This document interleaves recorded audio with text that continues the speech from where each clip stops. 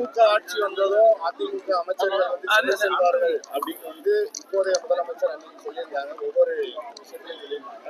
ஆனா நேற்றைய தினம் திமுக அமைச்சர்கள் மீதான ஊழல் பட்டியலை அதிமுகவினர் ஆளுநர்கிட்ட கொடுத்திருக்கிறாங்க. எப்படி பாக்குறீங்க?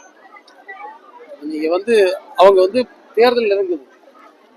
தேர்தலில் எல்லா நிலையிலும் இன்னைக்கு இபிஎஸ் அவர்கள் தலைமை தாங்கி இருக்கக்கூடிய அதிமுக மிகப்பெரிய பின்னடைவை சந்தித்துக் கொண்டிருக்கிறது.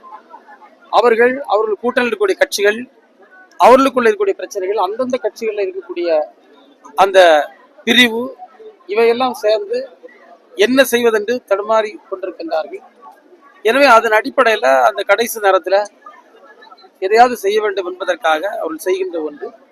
ஆனால் நீங்களே பார்த்திருப்பீங்க, இன்னைக்கு இந்த திட்டத்தின் மூலம் பயன்பெறக்கூடிய மக்கள் என்ன ஒரு கருத்தோட்டத்தை, எண்ணத்தை இங்கு வெளிப்படுத்தினார்கள். இதுதான் தமிழ்நாட்டு மக்களுடைய நிலைமை. எனவே இந்த பூச்சாண்டி வேலைகள் யாரும் பயப்பட போறது. இந்த வழியில 28ஆம் தேதி என்டிஏ அலைன்ஸ் கன்னியாகுமரியில் வச்சு தொடங்குறாங்க. பிரதமர் செய்தி வந்திருக்கு. அது எங்க வச்சு அவங்க தொடங்கினாலும் பிரயோஜனம் இல்லை. தமிழ்நாட்டு மக்களுக்கு அவர்கள் தருகின்ற ஒன்றே ஒன்று வெற்று வார்த்தைகள் தான்.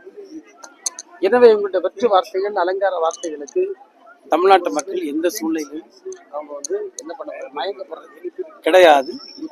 தமிழ்நாட்டுக்கு தர வேண்டிய எந்த நிதியையும் அவர்கள் ஒழுங்காக தரவில்லை. நம்முடைய உரிமைகளை கை வைக்காங்க. ஒற்றுமையாக வாழுகின்ற தமிழ்நாட்டு மக்கள்கிட்ட பிரிவினை ஏற்படுத்துவதற்கு வெறுப்பை தொடர்ந்து கக்கிக் கொண்டிருக்கின்றார்கள். இவற்றையெல்லாம் பொதுமக்கள் பார்த்து கொண்டிருக்கின்றார்கள். பிளே ஸ்டோர் மற்றும் ஆப் ஸ்டோரில் இருந்து பாலிமர் செயலியை QR கோடு மூலம் பதிவிறக்கம் செய்யுங்கள். செய்திகளை உடனுக்குடன் பெறுங்கள்.